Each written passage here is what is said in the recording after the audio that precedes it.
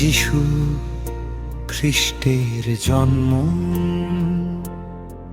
এইভাবে হয়েছিল। যখন তার মা মরিয়ম যোসেফের প্রতি বাগদত্তা হলে, তাদের সহবাসের আগে জানা গেল তিনি গর্ভবতী হয়েছেন পবিত্র আত্মার মাধ্যমে।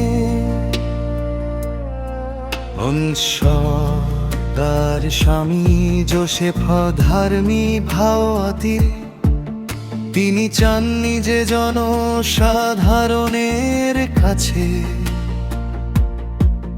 তার স্ত্রীর নিন্দা হয়, তাই তাকে গোপনে ছেড়ে দেবেন বলে ঠিক করলেন। তিনি এই সব ভাবছেন এমন দিন দেখো প্রভুর এক দূত স্বপ্নে তাকে দর্শন দিয়ে বললেন, যোসেফ, দাউদ সন্তান তোমার স্ত্রী মরিয়মকে গ্রহণ করতে ভয় করো না, কারণ তার গর্ভে যা জন্মেছে তা পবিত্র আত্মা থেকে হয়েছে, আর তিনি ছেলের জন্ম দেবেন। শিবম তুমি তার নাম যিশু।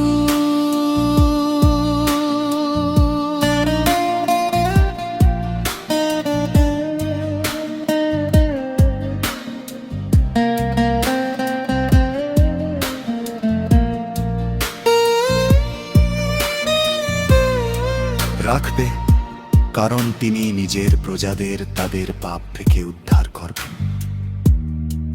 এই সব ঘটল যেন ভাববাদীর মাধ্যমে বলা প্রভুর এই কথা পূর্ণ হয়।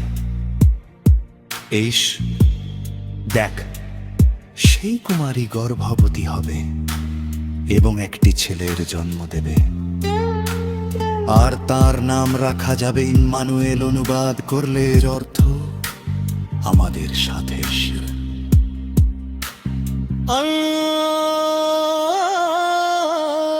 তিনি ছেলের নাম যিশু রাখলেন। চুকলি পরে যোসেফ ঘুম থেকে উঠে প্রভুর দূত তাকে যেরকম আদেশ করেছিলেন সেরকম করলেন। যুধিষ্ঠিরের স্ত্রীকে গ্রহণ করলেন, আর যে পর্যন্ত ইনি ছেলে জন্ম না দিলেন সেই পর্যন্ত যোসেফ পরিচয় নিলেন না। আর তিনি ছেলে